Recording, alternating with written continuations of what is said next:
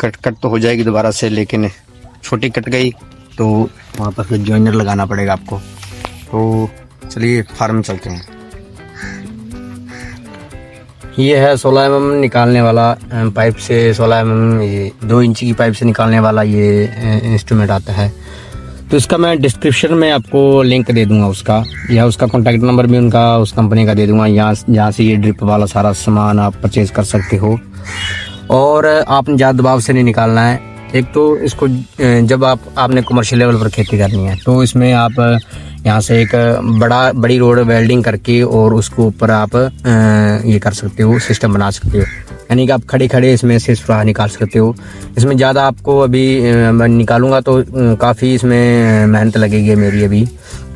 अगर इसको थोड़ा सा बड़ा कर दें यहाँ से कट करके और उसको वेल्डिंग कर दे, तो अगर बड़े लेवल पर खेती करना चाहते हो तो उसको बड़ा करके और आसानी से वो आप ज्वाइन कर सकते हो। तो इस तरीके से अभी निकालूंगा मैं यहाँ से। तो यहाँ से ये देख लेनी है कि आपने जो जहाँ पर प्लांटेशन होनी है, यहाँ पर मैंने प्लांटेशन करनी है, तो एक ड्रिप यहाँ से निकलेगी, एक ड्रिप इधर जाएगी। और अभी इसमें से निकालूंगा। ज़्यादा दबाव से नहीं निकालना है आपने। अगर दबाव से निकालोगे तो ये जो पाइप तो बढ़िया डाली हुई है, लेकिन ये टूट जाएगी। तो भाई अभी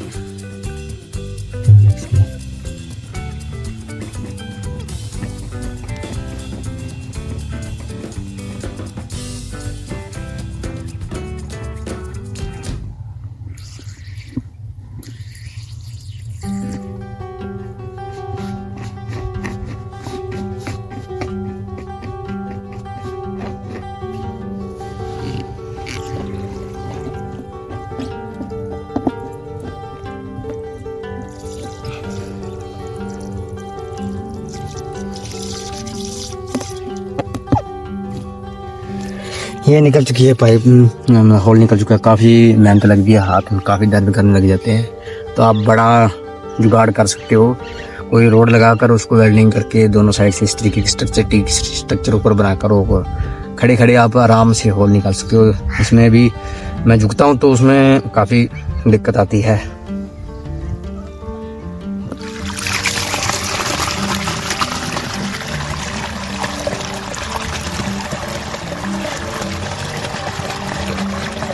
कल वर्क होगा ये, आज वर्क नहीं होता।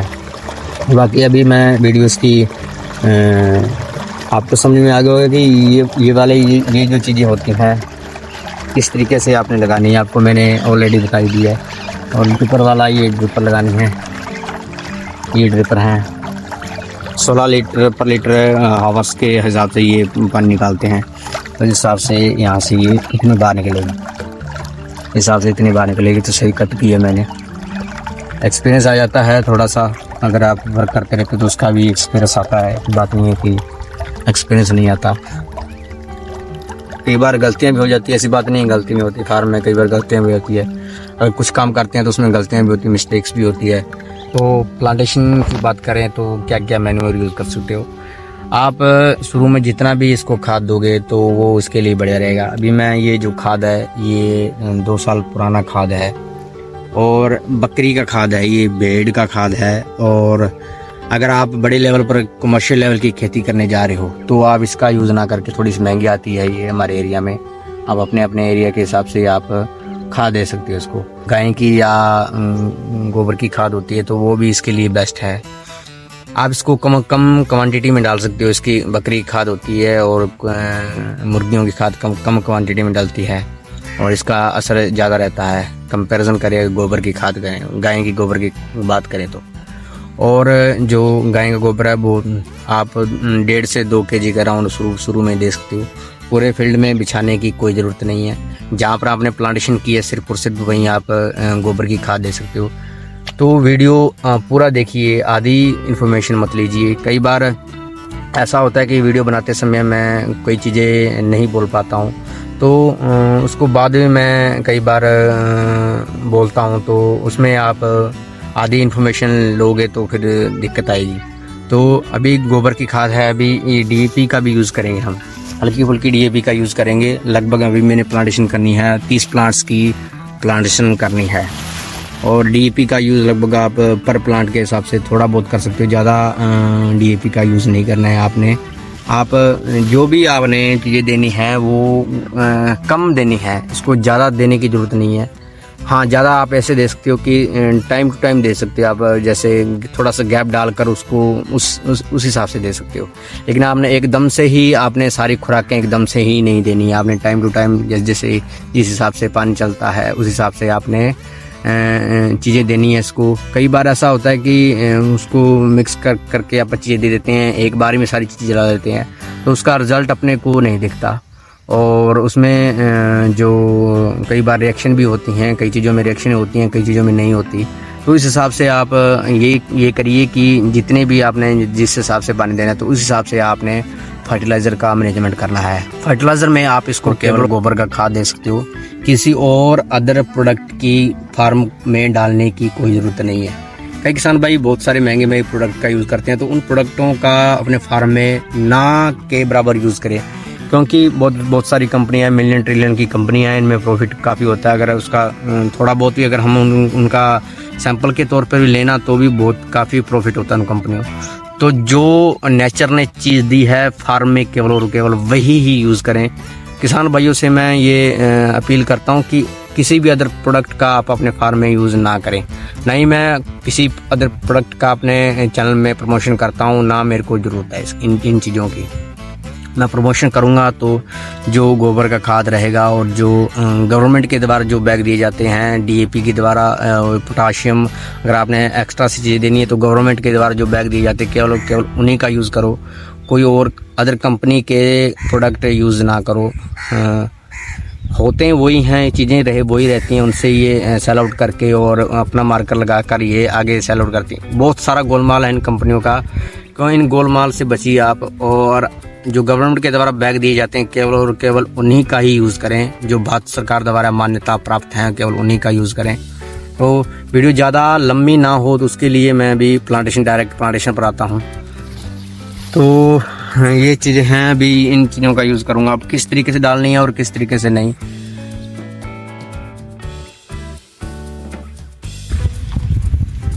गोबर का खाद आपने सिर्फ इतना ही देना है, ज़्यादा देने की ज़रूरत नहीं है, ज़्यादा फील्ड में बिछाने की ज़रूरत नहीं है। पूरा खाद दे सकते हो, किस तरीके का खाद है तो आप इसी तरीके का खाद दे सकते हो। 2-3 मंथ पुराना भी खाद दे सकते हो, ऐसी बात नहीं कि 2 साल पुराने खाद होना चाहिए। लेकिन ध्यान ये रखना है कि आपने अगर गर्मियों में खाद दे रहे हो तो सिर्फ़ और सिर्फ वो ठंडा खाद ही होना चाहिए, यानी पुराना खाद होना चाहिए। अगर अक्टूबर नवंबर में सर्दियों के टाइम दे रहे हो तो आप 2-3 मंथ पुराना खाद दे सकते हो।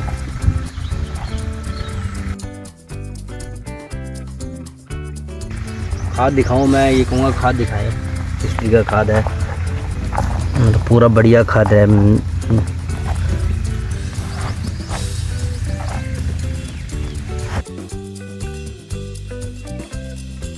तरीके से खाद मिक्स करनी है अच्छी तरीके, पूरा टाइम देना आपने इसको। अगर इसको टाइम नहीं दोगे तो फिर बाद में दिक्कत में जाएगा फार्म आपका।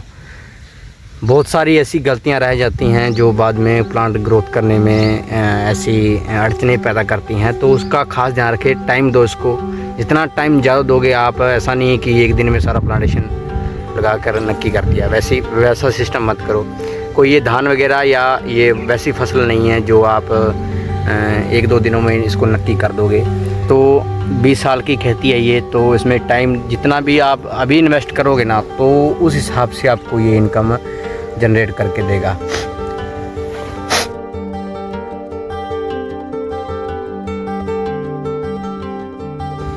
ये क्या करेगी ये कि बेड को ये सॉलिड नहीं होने देगी। जहाँ से ये रूट्स डेवलप होगा प्लांट का, वहाँ से बेड को पक्का सॉलिड नहीं होने देगी। ज़्यादा पानी जब पानी छोड़ते हैं तो अभी तो ये बेड बढ़िया तरीके से मतलब जाता है, लेकिन जब पानी लगता है तो बेड सॉलिड बन जाता है। टाइम आने पर ये बेड बैठता भी, ऐसी बात नहीं है कि बेड की ऊंचाई यही रहेगी, बेड बैठ जाएगा, इतना बेड नहीं रहेगा। बेड की ऊंचाई आपने सही हिसाब से रखनी है, लगभग 1.5-2 फीट के अराउंड रखनी है बेड की ऊंचाई। बाद में ये कम हो जाएगी, ऐसी बात नहीं है कि वैसी ही रहेगी। और बाकी खाद वगैरह भी डलता रहता है तो वो भी आपने ध्यान रखना है। थोड़ा सा ऊपर ही रखना है, क्योंकि अगर पानी चलेगा तो ये नीचे बैठेगी, तो आपने ऊपर ही रखना है ये मिट्टी को थोड़ा सा।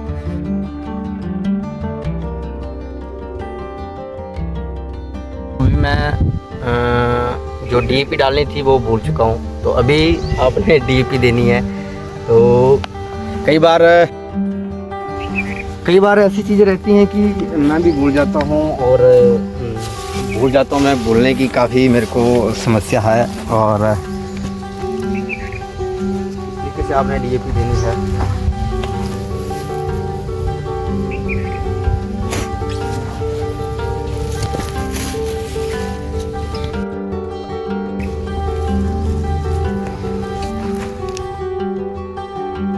ज़्यादा बेड में बिछाने की डीएपी ज़रूरत नहीं है।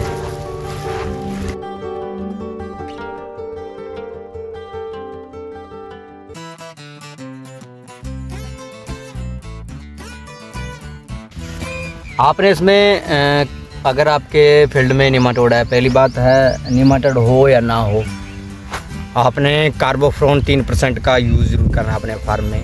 कार्बोफ्लोन जो निमाटोड रहती है, जो इंसेक्ट्स रहते हैं जो हार्म पहुंचाते हैं प्लांट्स को, तो उसको किल करता है। तो कार्बोफ्लोन का आप अपने फील्ड में ज़रूर यूज़ करें। लगभग पर एकड़ में उसका 2 से 3 kg के अराउंड वो डलती है। और आपने उसका दानेदार होती है और उसको मिट्टी में मिक्स होना पड़ता है। ऊपर आप उसको ऊपर नहीं डाल सकते। जब फार्म तैयार कर रहे हो, आप रोटावेटर मार रहे हो, तो उसमें आप उसको कार्बोफ्लोन को यूज़ कर सकते हो। और जो बैक्टीरिया होता है उसको किल करता है, बैड बैक्टीरिया को किल करता है। और आप इसमें अगर शुरुआत में फार्मिंग कर रहे हो तो उसमें आप ट्राइकोडर्मा का यूज़ ज़रूर कर सकते हो। ट्राइकोडर्मा भी आप इसमें दे सकते हो। जैसे जैसे याद आती है मेरे को चीज़ें, वैसे वैसे आपको बताता हूँ। ऐसी बात नहीं है मैं कोई लिख कर रखता हूँ तो आपको एकदम से सारी इन्फॉर्मेशन दे देता हूँ। तो कई बार इन्फॉर्मेशन रह भी जाती है, छूट भी जाती है, तो कई बार आपसे भी इन्फॉर्मेशन मिस हो जाती है, कई बार नोट नहीं हो पाती या कई बार भूल जाते हैं। तो बहुत सारी ऐसी चीज़ें रहती हैं कि इन्फॉर्मेशन पूरी आपको 100% इन्फॉर्मेशन नहीं दी जा सकती।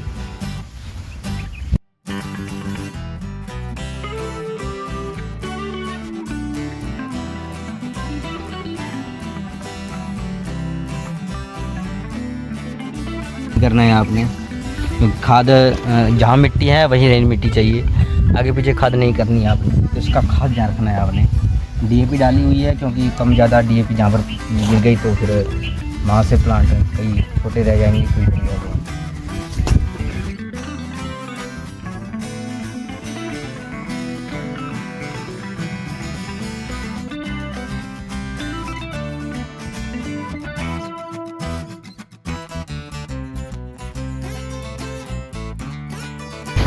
तो जो वैरायटी है DK16 वैरायटी है, कैक्टस थोर पर ग्राफ्ट की है। लगभग 10 मंथ के अराउंड रूट स्टॉक है और कैक्टस है और DK16 है। इसको ग्राफ्ट किया था लगभग आज हो गई तारीख है, आज डेट है, प्लांटेशन की डेट है।